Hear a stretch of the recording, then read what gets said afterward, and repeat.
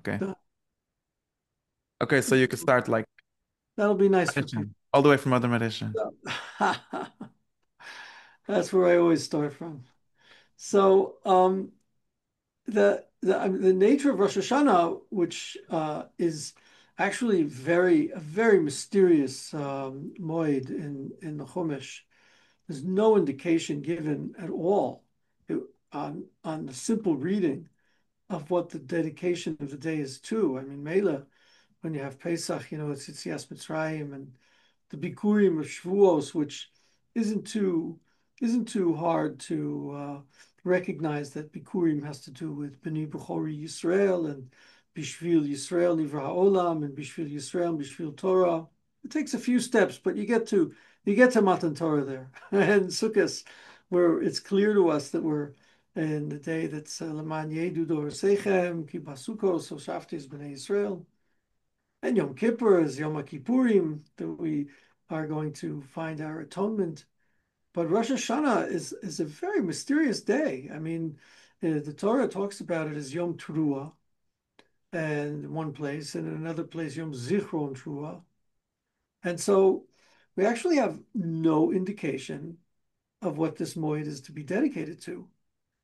Um, there is something, right, that we can perhaps make of the idea of Zikaron as being a day in which we remember.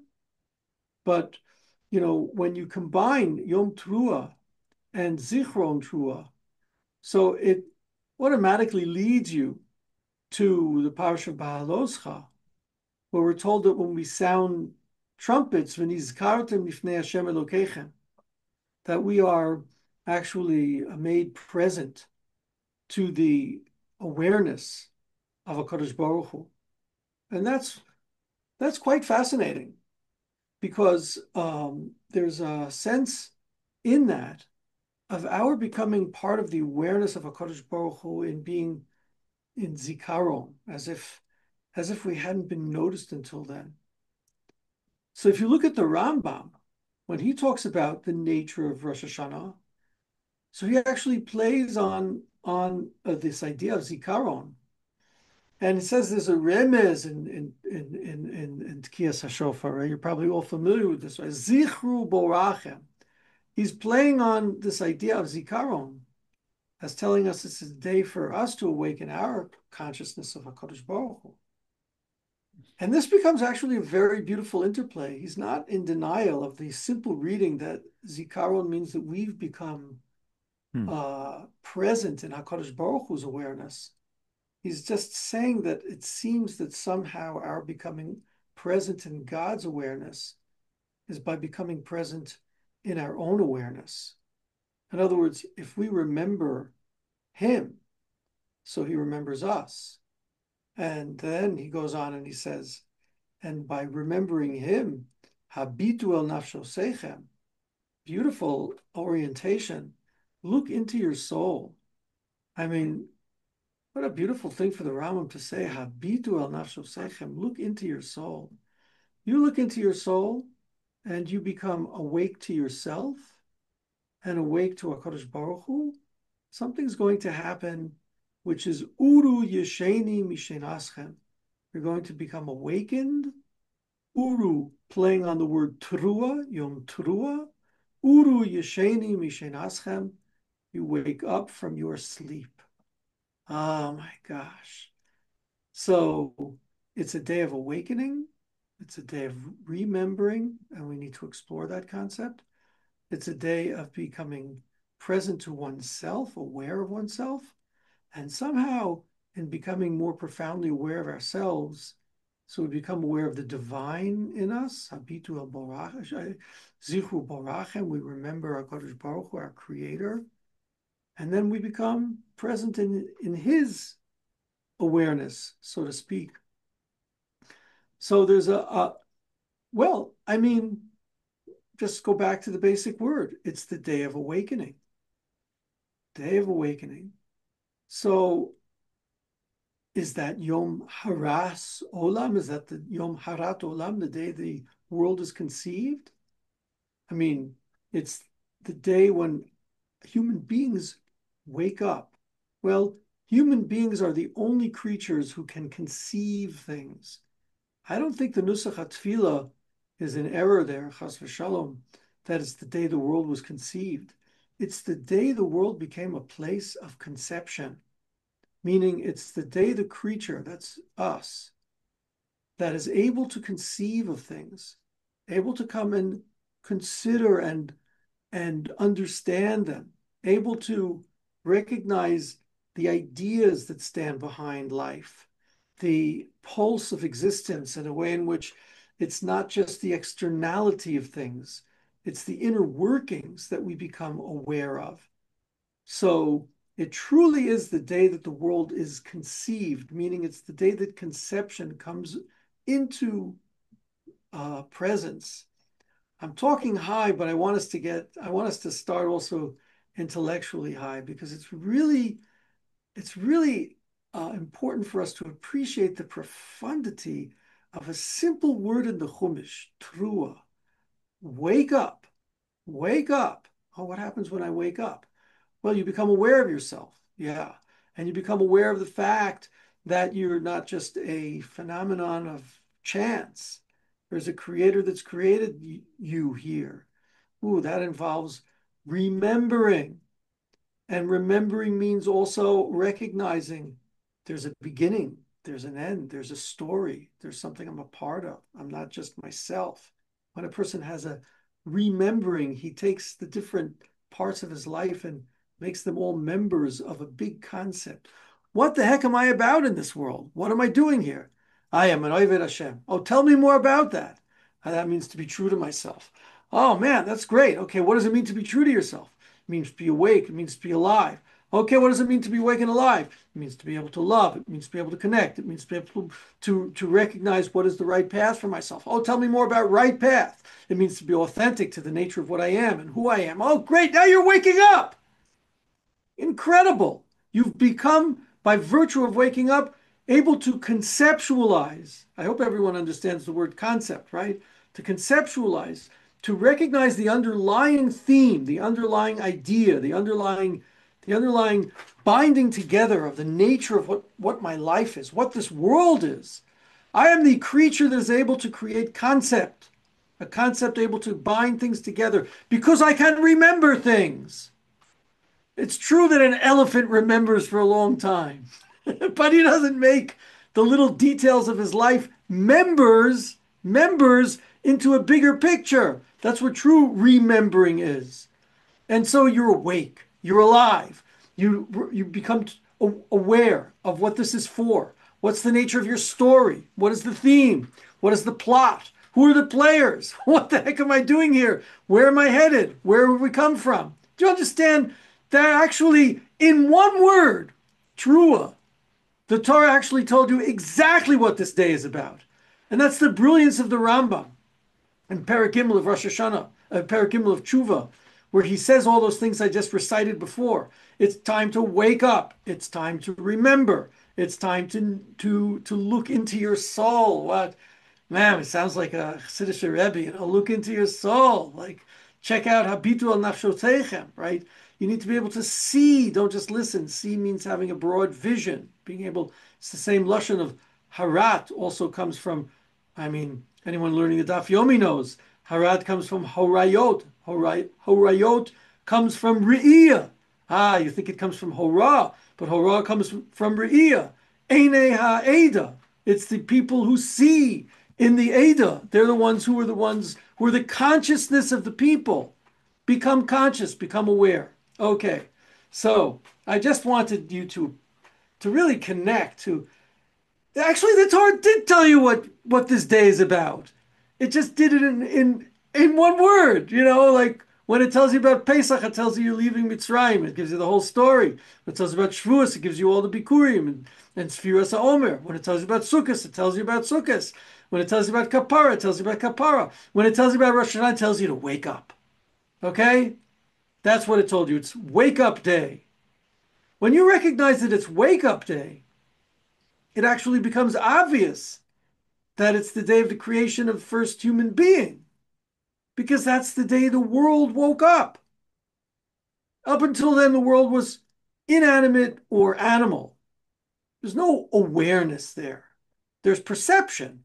They see things, meaning perception, meaning there's physical sensation. There's recognition of enemy, friend, food, etc. That's called perception. That's not awareness. And it's certainly not consciousness.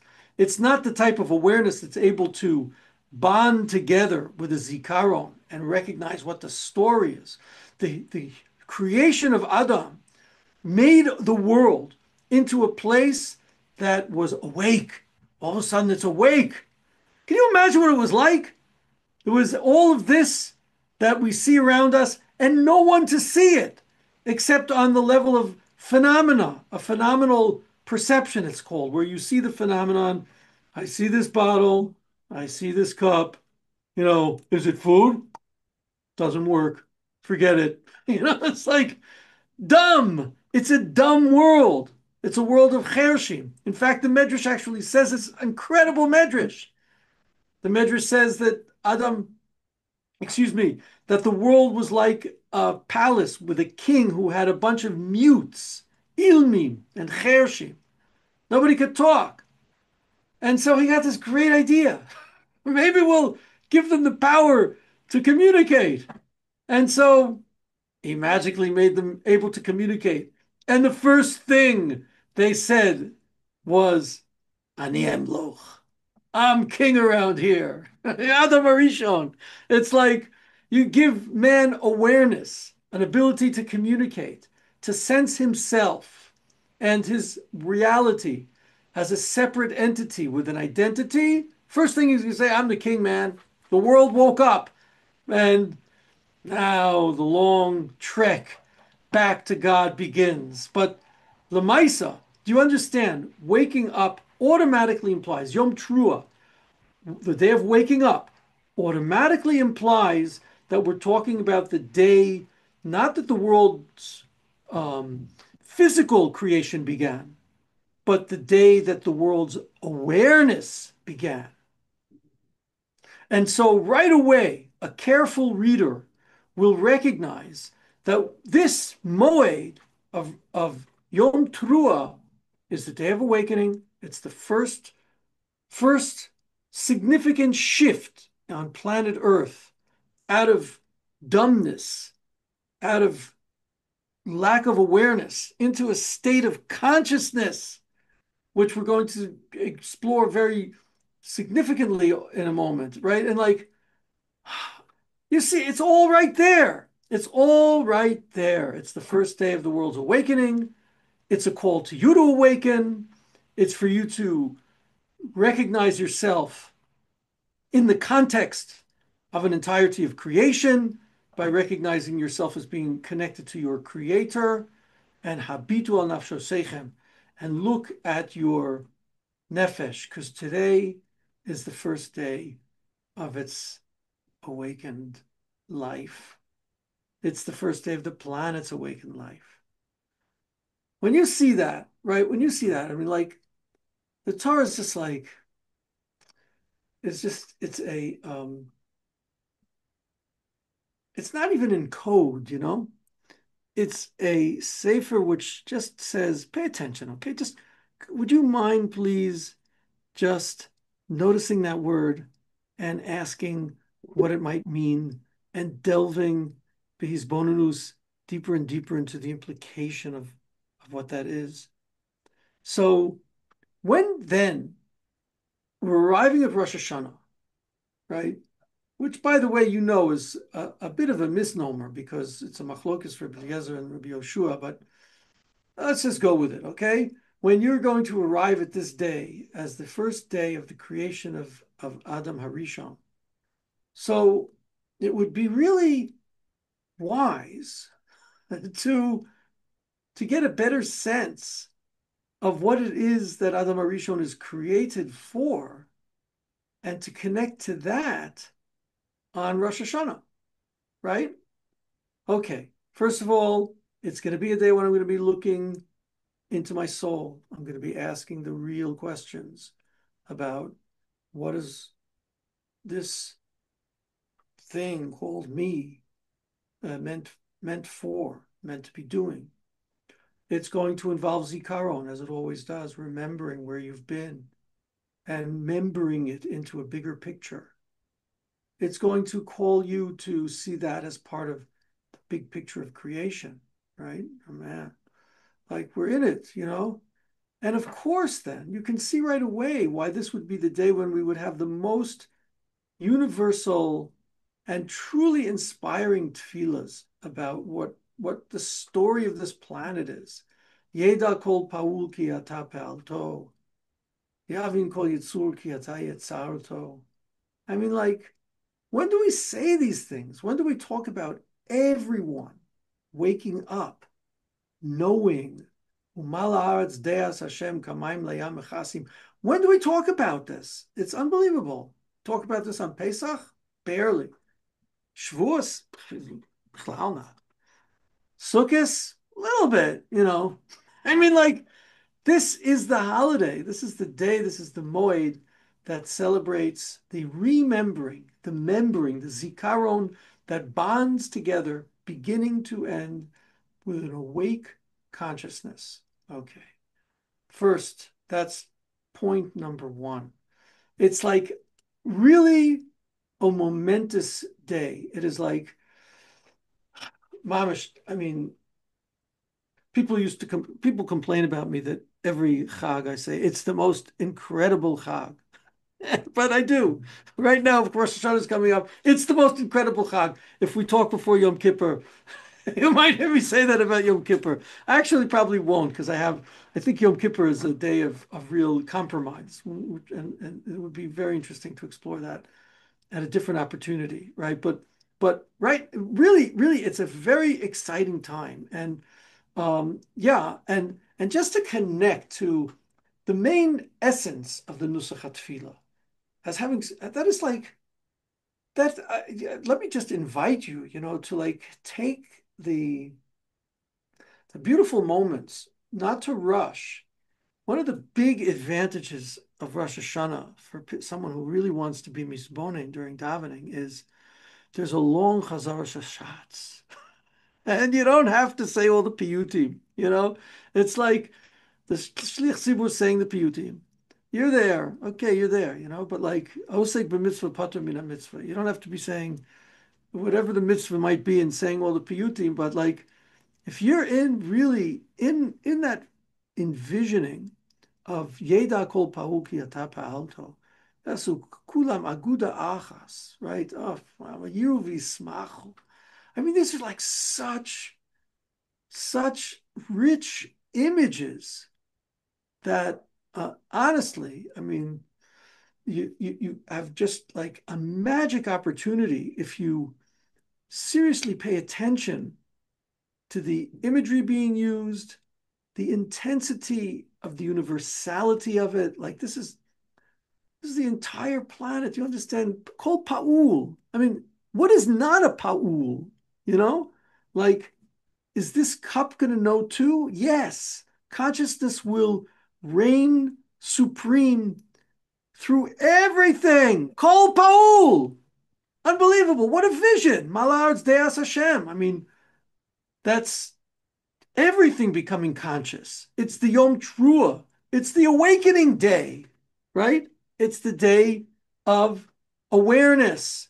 So of course we're talking about everything becoming aware. Just and so to take the time, right, during that tefillah, we'll get even more specific, Bezrat Hashem, but like this is pretty good right now, you know what I mean? Just to take the time when you're seeing those images of that are described there, you know, you know, I, that simcha li'artzecha, sason li'irecha. Right? Let yourself feel that. Let yourself feel that. Put your hand on your heart. You know, like those of you who were with me 2 years ago, you were really into this like just sense of I am right here, this joy. Nothing else matters to me. Nothing else matters to HaKadosh Baruch Hu in those moments of the very first awakening of his Maisa Bereshis when the first conscious creature arrived. And so we all then become the mirroring of that first Adam Arishon. Every single one of us becomes the first human being to awaken, and it's really true because Davi's awakening and Shaya's awakening and Shlomi's awakening and Mati's awakening and Yitzchak's awakening. Each one of you is Bishvili Nivra Ha'olam. Each one of you is like a world awakening. It's a world awakening. Everything was domain until now. Like if you're just like going through the motions in your life, then you're barely an Adam. But certainly on Rosh Hashanah, it's the time to awaken to the truth of your being. What are your aspirations? What are your hopes? What are your yearnings? What are your longings? And to not only awaken them, on the personal level to also, but then like to see them integrated into this vast vision, which the tefillah gives us of the end of time. It's just an extraordinary, really, really, really extraordinary opportunity. It really is, and I, so that's my first point and my first encouragement of us, because like it really can be a way, a day to look forward to if you're willing to sort of shake yourself loose of the issues maybe of like how you look in front of people or what they're thinking. Is that, he's in, he's not. You're in, just be in, put your tallis over your head and intensely imagine these glorious things that the Chachamim were metaking into the Nusach HaTfilah.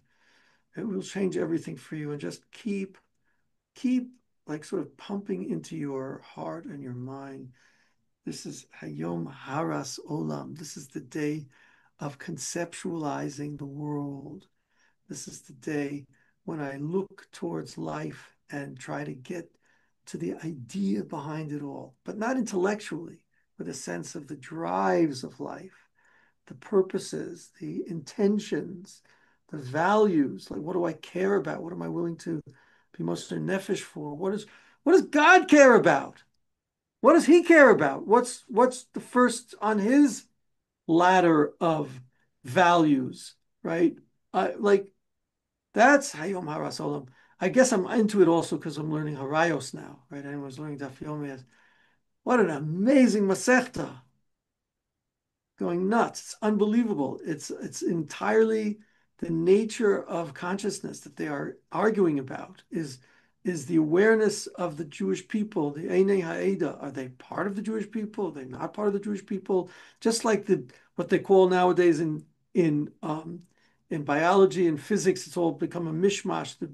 The hard question of consciousness. Any of you who are like up to date on what the scientists talk about, consciousness has become a science, which is, yeah, good luck with that one. But it's like, but the hard question of consciousness is it a product of brain activity or is it something which comes from the outside? I mean, we have mamish the chachamim are talking about, that who brings the korban, the tzibur or the einei ha'eda? Are they part of the eda? Are they not part of the eda? All right, anyhow, putting that aside, Yom Haras Olam is that day when you're invited to discover the underlying themes of the story, to be awake and involved. And it's got a terrific lamaisa in terms of your davening and the way you orient yourself during that davening. So that was point number one, which really Yitzchak, I appreciate the opportunity to share with Yidden who are ehrlich enough to do this on a Sunday afternoon. The second thing is the second thing is to get a little more deep and oriented, and also for us to connect to a certain practice, which I'll share with you. And that is that um, if you think about the Chumash, it's hard to find where in in the Chumash it tells you why God actually created a human being. And think about it, like Does he ever say he created you to serve him? He created you to do chasadim. I mean, he tells you to do these things, but why did you create me? Like, what's the starting point? Okay. Do you understand what I'm saying? It's like the Chumash tells you all kinds of things to do, of course, right? You have mitzvahs, you have many things. But why what is this for? Why did he start it off? You'll understand what I mean in a second. Because when you look at the Chumash, it's really incredible that you have the story of Eila toldos Hashamayim va'aretz b'hibaram b'yom asos Hashem Elokim eretz v'shamayim. Right? You're familiar that in the second perek, Eila toldos Hashamayim, we're actually given sort of a second perspective on Maaseh Bereshis, right? You have the first story in Perek Aleph, and then you get into Perek Beis. Okay, so in Perek Beis, it looks like it starts again, and you have this very strange, really quite mysterious statement. Right?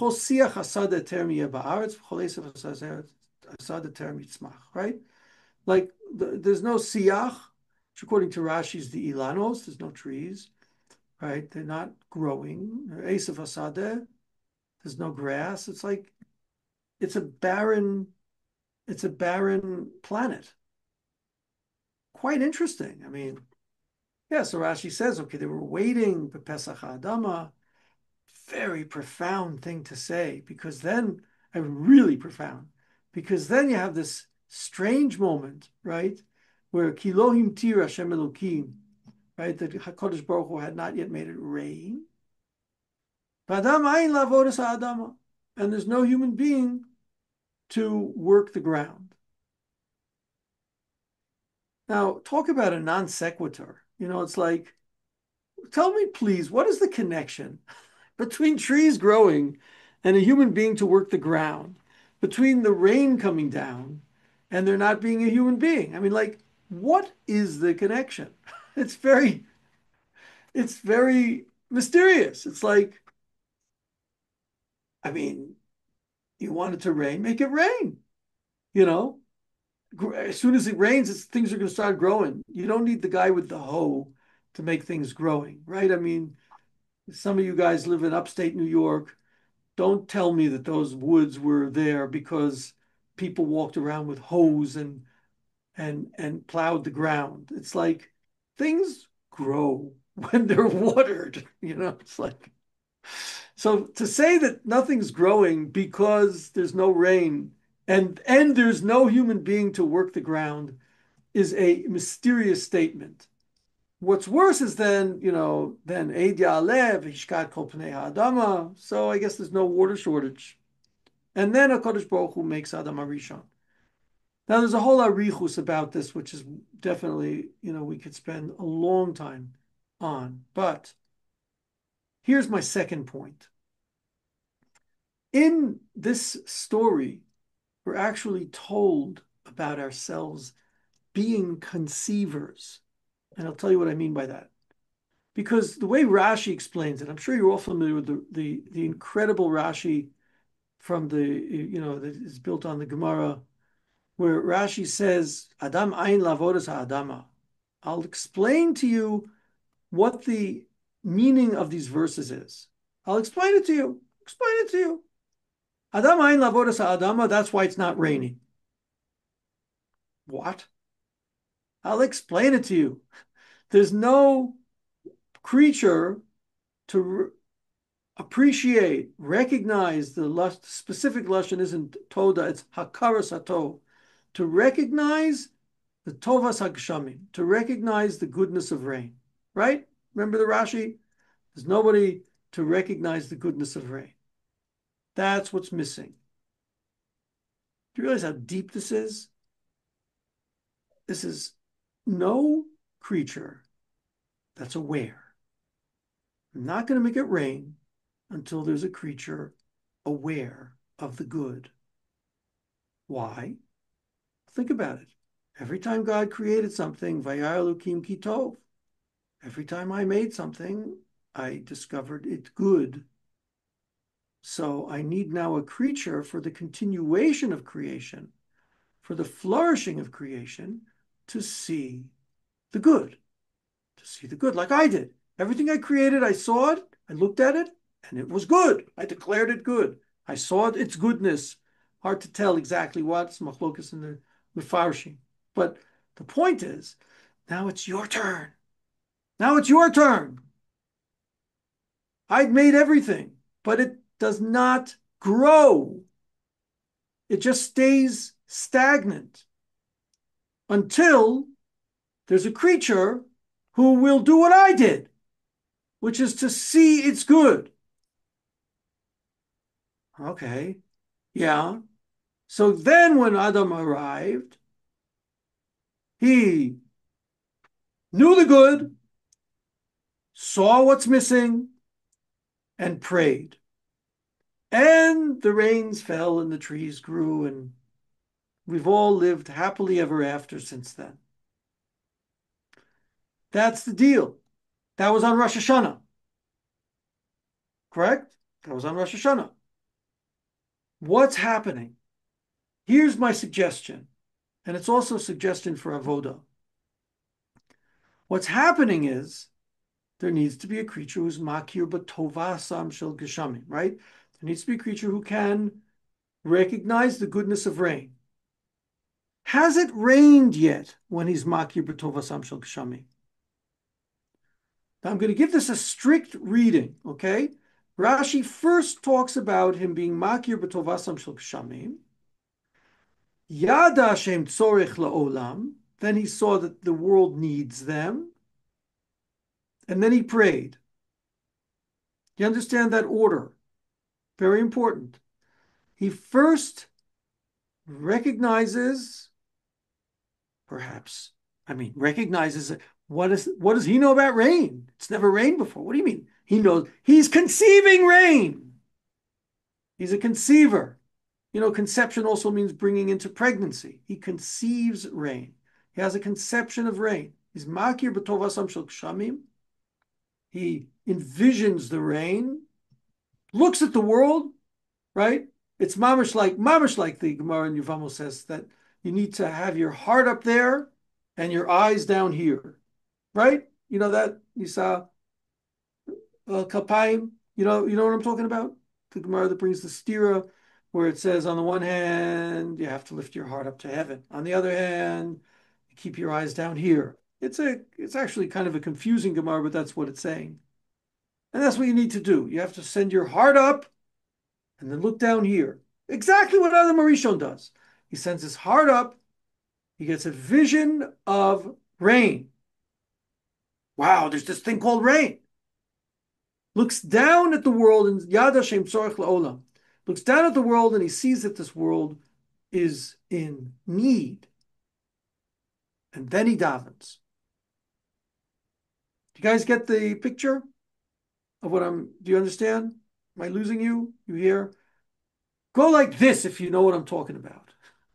All right, baby. Good. We're on. So this is like, in my humble opinion, an incredible hadracha for tefillah. It's an incredible hadracha for tefillah. It's such an incredible hadracha for tefillah, I wrote a little booklet about it, which I will send through your Yitzchok. But that's like, wow. So I get it. It's the day of Haras Olam, of Hirayon, of Horayos, of Re'iyah, of conceiving what is, can be, envisioning it, connecting to it. Right now, let's talk about rain, but there's a lot more to talk about. Getting enough of a sense here that there's a need for this, and then praying for it. Then praying for it. This is the true tafkid, the true mission, the true appointment, the true destiny for humanity. And I'll say it more specifically, to be able to envision this goodness, to connect to it, to sense the need here, and then to pray. Okay? That's what you're doing on Rosh Hashanah too. You see, you're envisioning a future world when Kol Paul Yeda Ki Ata Palto, etc., etc. It's all these very future Geuladik prayers about like where this world can go. You hear that? I mean, it's like an amazing thing. You're envisioning, and that's why I was encouraging you before. Sit on it. Sit on it. We need all of us imagining Eretz Yisrael Smecha, Arichas Ner Levin Yishai, Mamish happening. I mean, like, sit on it, imagine it, connect to it. That's the Hakaras Tovasam Shel Kshamim. That's the Hakara of the Tov, of that which awaits us, which hasn't yet come down as the Shefa of the Geshem comes down, right? That's what you're doing. You're doing what Adam Arishon was created to do. Kadosh Baruch Hu reveals to us, why are we here? To make the world flourish. By the way, therefore, stop being so egocentrical and orient yourself towards making the world flourish. You'll probably be a lot happier. I mean, from my experience with working with some of you, it's like you'll be a lot happier if you are orienting yourself towards, I'm here to make this world flourish. You really, I can guarantee you, realign yourself, okay? Don't worry about yourself too much. Your problems, your past, your issues, okay? Excuse me for that digression. So I wish we were in the room together. At least then we could laugh together. In any case, so you are orienting yourself towards the Tovasam Shel Kshamim, which on Rosh Hashanah is like the final Tovasam Shel Kshamim, when the whole world is flourishing. And here you are now ready to look down at the world and what it needs, and then to pray. That's what you're doing on Rosh Hashanah. And you can do that anytime you come to daven. It's really the only way to daven. It really is. I mean, the only way to daven. It's it's a great way to daven because when you do it that way, so you mamish connecting to the shlemus, which you're then in davening calling down to become realized in this world, right? So yeah, that's what we're invited to. So I'd like to open up to questions, a little interaction. And then I'd like to guide you through for like, for 10, 15 minutes actually doing this.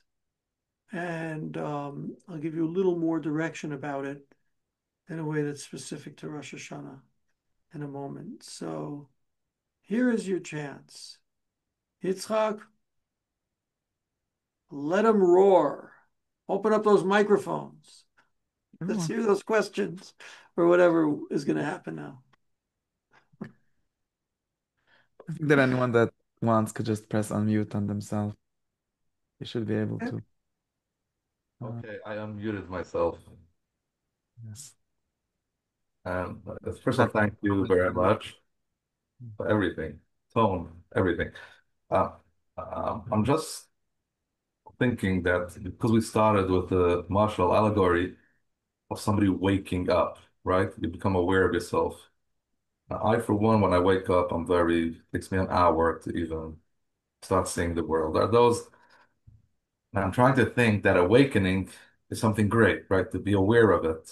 But it also, to me, is a tremendous sense of befuddlement when you wake up. It's like, okay, you're like, woke up. while you're sleeping, you're relaxed, might actually be kind and fine. But when you wake up, you're starting to like bump into things. That's for me. And Yeah, how to get that awakening that it should that awareness of awakening that it should how Rosh Hashanah is an awakening that is awakening of I want to say action or coherence or clarity or yeah, something. How is that awakening? Because to me, awakening means like tapping in yeah, the dark, like seeing something. right. First of all, I really appreciate you describing that, that experience because I'm sure many people here share it. And and I think it's important to recognize that when we're talking about the sort of awakening that I was describing, obviously we need to step away from, just the physical phenomenon of becoming aware again, in the morning. We're really not fully conscious in the broader sense of consciousness, meaning that we're awake to the context, to the story, to the purposes, etc. Consciousness includes those. That's part of the nature of consciousness.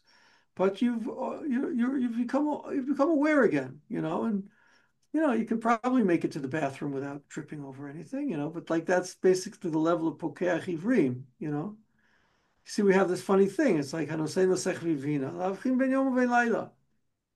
It's a good thing, but it's not a very big thing. you know, oh, it's morning again. Okay. So, but by the end of the Birkos HaShachar, we've moved into Hamavir Sheina Me'ena Yusnuma Me'afapai.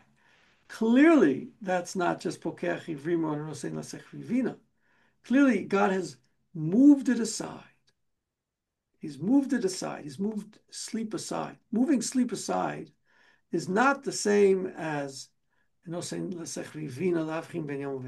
sleep has been moved aside.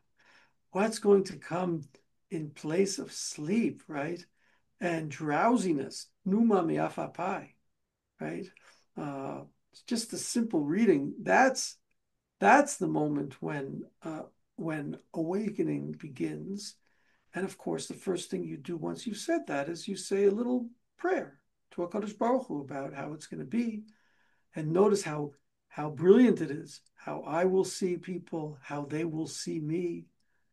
People who try to become more sort of psychologically independent and strong, like probably raise a little eyebrow at that, like, what am I so concerned with how they see me and this and that? Oh boy, this is now you're aware, and being aware is of other consciousnesses, other awarenesses.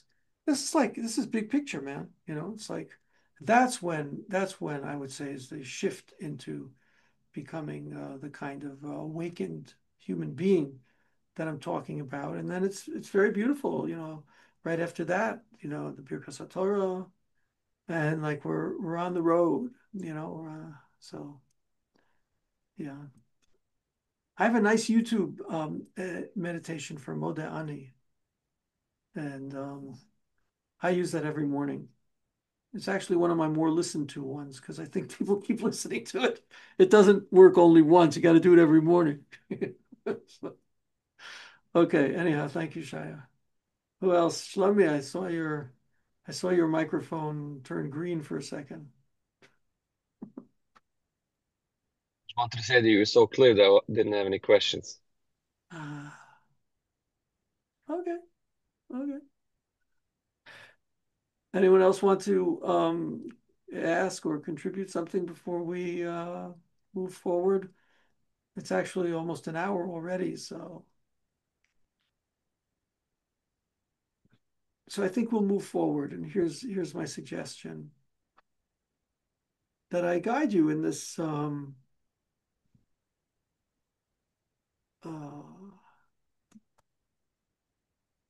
meditation. So I guide you in this process that I describe,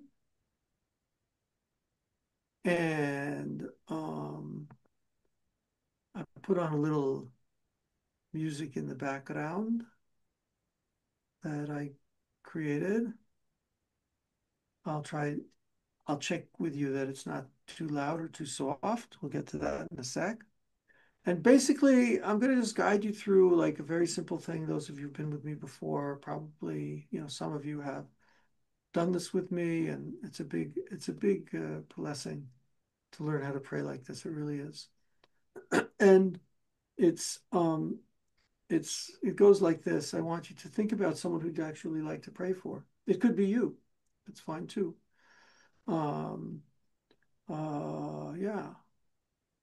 Actually, it would help me in facilitating you to know whether you're praying for yourself or praying for someone else.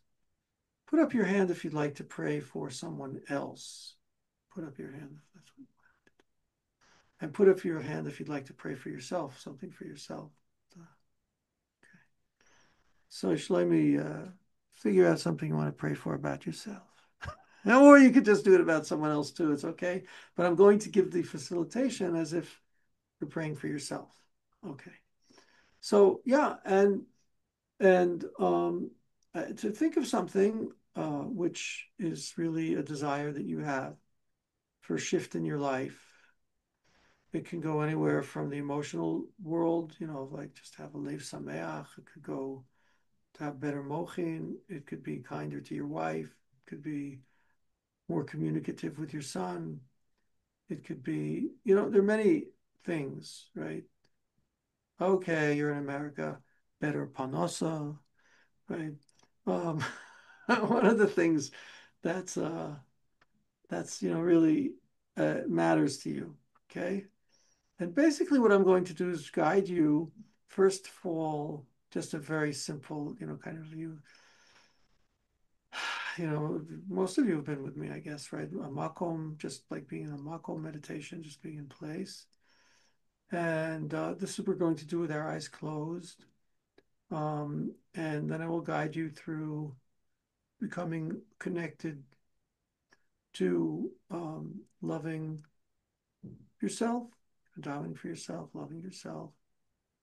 I'm moving through the Naran Chai, or Narnachi, I don't know how you guys say it, but the Nefesh and the Ruach. And then we're going to connect to a Kadosh Baruch Hu for the brief Bonanus B'Yichudo Shel Olam. And then we're going to imagine the beautiful Tova that is awaiting us, to see what it is you're praying for as being accomplished and real and present and shalom. And then we'll daven for its realization in this world. So that's the process. I think it'll be useful for you to,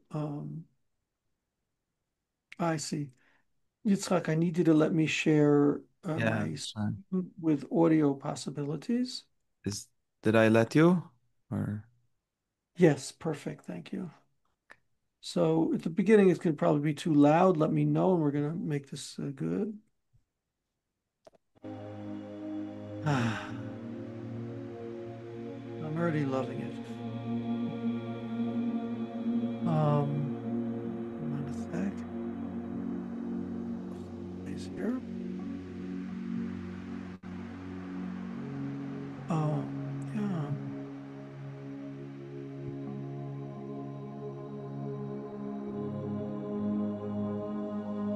Good. Now, can you hear me okay over the music, or should I turn the music down? You tell me the honest truth. It's I good. think it's good. All right, amazing. So, yeah, I want to encourage you to just make yourself comfortable because, yeah, tefillah and connecting to what I was describing actually requires of us a sense of, in a sense, being able to shift a bit out of our body, right? Out of the present, out of what is here and now. And that's my intention in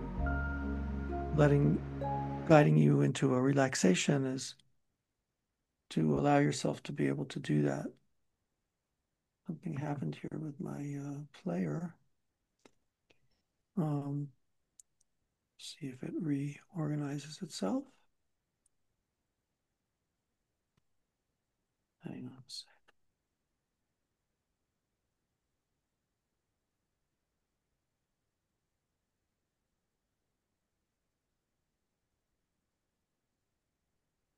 Okay, we'll hope for the best.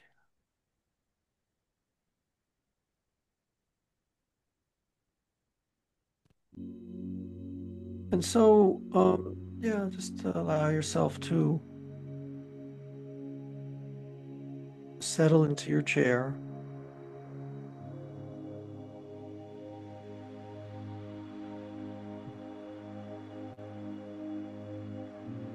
Take a nice deep breath in through your nostrils.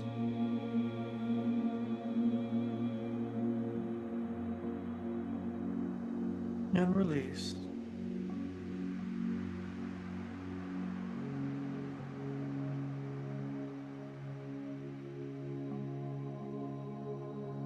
With the music, breathe back in, filling with the sound and your breath.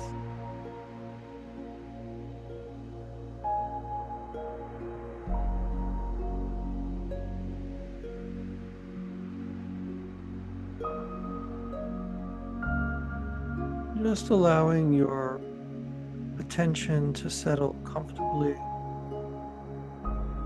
onto the weight of your body pressing against the chair. Even as the chair presses back up against your body.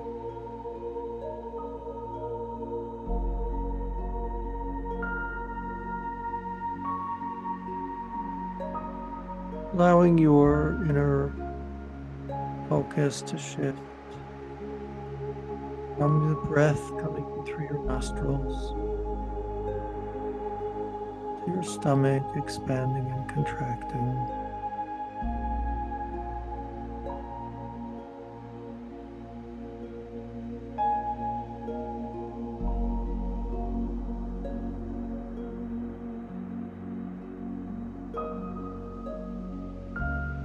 As the music plays its way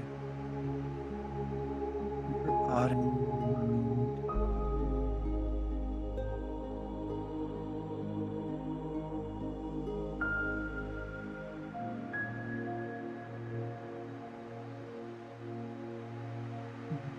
beautiful, calm pleasure.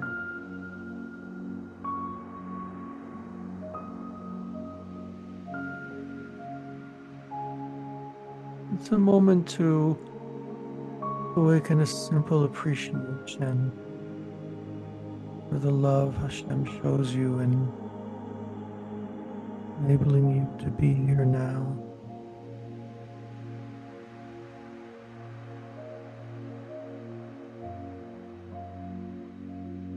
Feel that as it extends towards you, and extend it to yourself.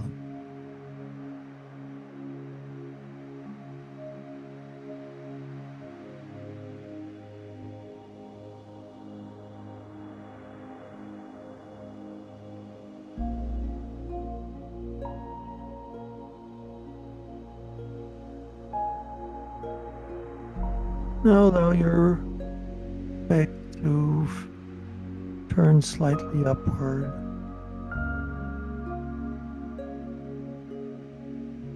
As if you're looking to receive a light from above.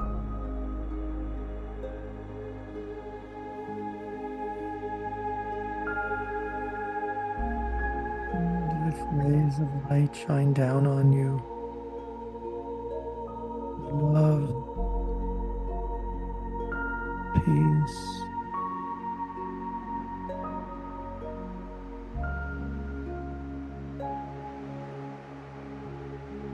preciousness, joy.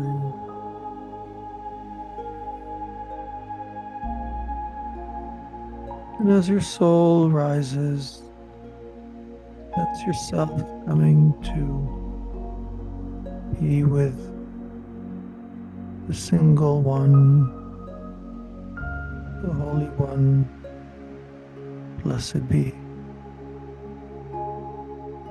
And the single unity of love and the preciousness of you meeting Him.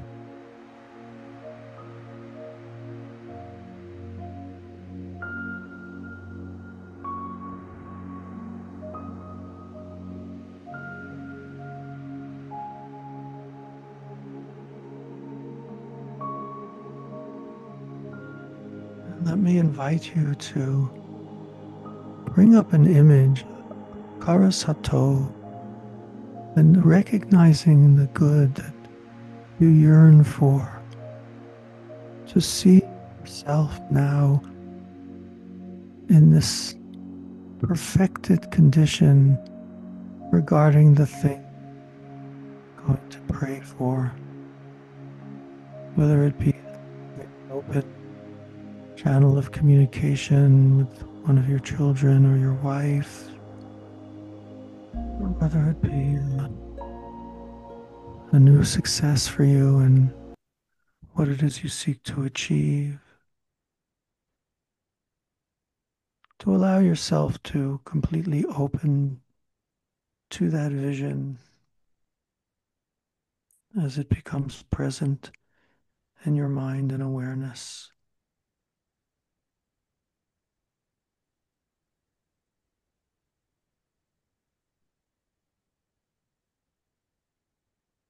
Beautiful.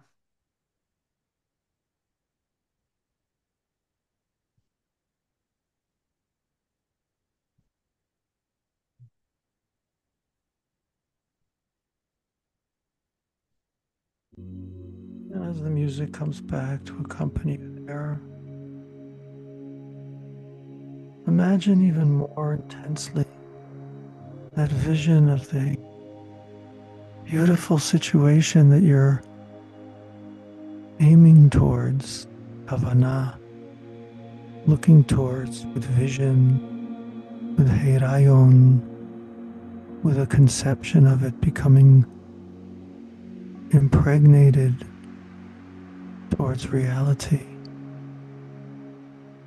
with the sense of the Boira creating with you now what it is you yearn for. Just let the picture become so intensely colored and with sensation and joy.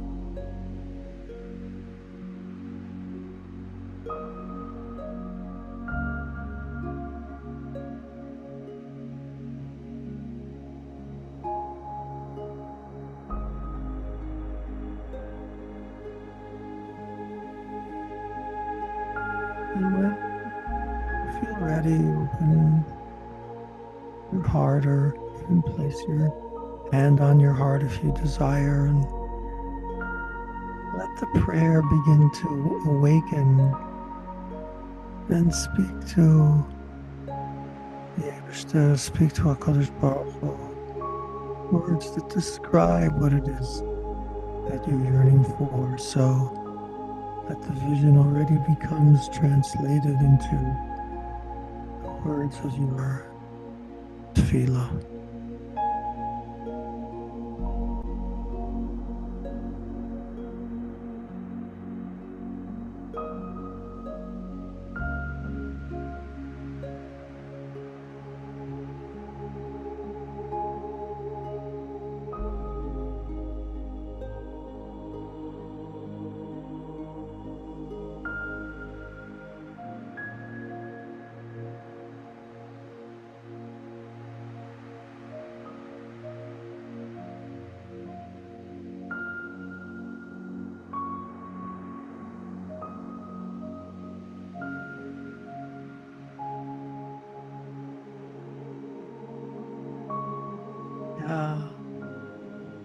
As that the tefillah come forth in your mind and heart.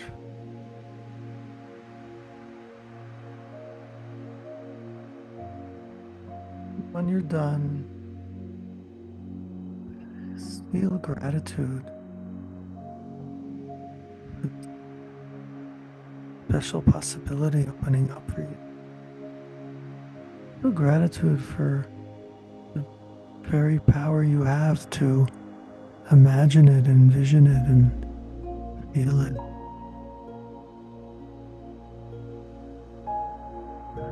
Gratitude to Hashem that He will make it real for you.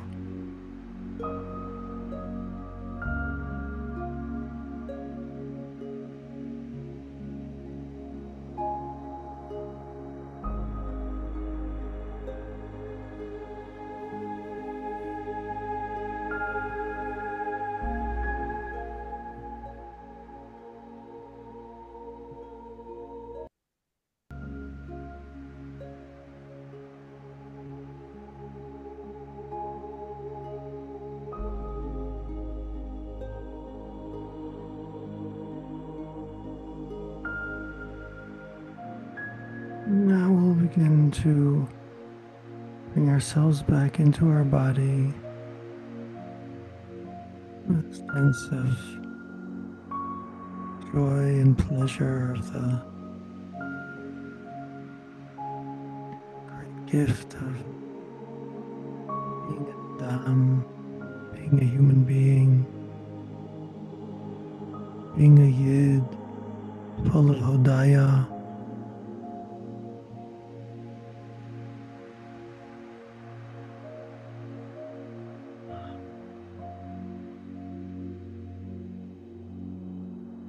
Feel again the weight of your body. To focus again on your breath as it comes in and out.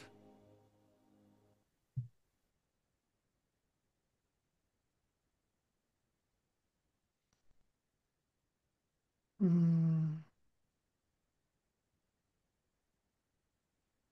It's for me to say Amen to all the tefillot. Ah, yeah.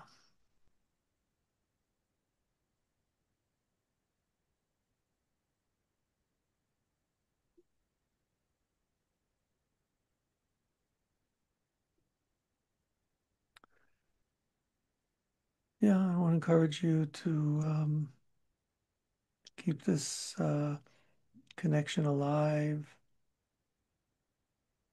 to do as best you can to return to it during the coming days of Elul, 2 or 3 times a week. And you'll come into Rosh Hashanah with a very different orientation, if you've already been practicing this. Yeah. So that's my prayer for you. That's what I'm sitting here imagining. All these beautiful beautiful faces and hearts and desires and um, focused on the very best, on the very best. I want to thank you, Yitzchok, for this opportunity. If there's anything people would like to share before we part. There's Baruch. Just joined us. Okay. Thank you, Rebbe. It was great. I needed that. I know, man. We all do. The whole world does. But it's great to hear it from you, Baruch. You speak the mouth of the world.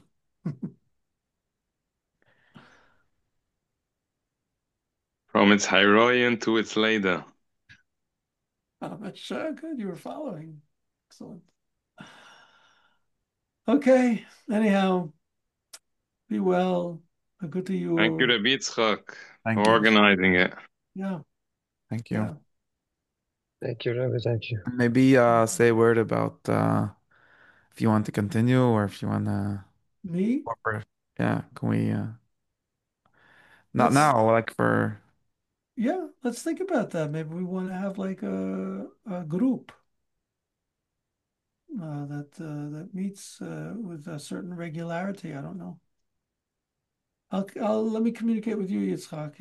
It's like yes. a Okay, just whatever with people all should of you. I don't know. Put yeah. me. Yeah, I definitely could keep this going for quite a few years, I think.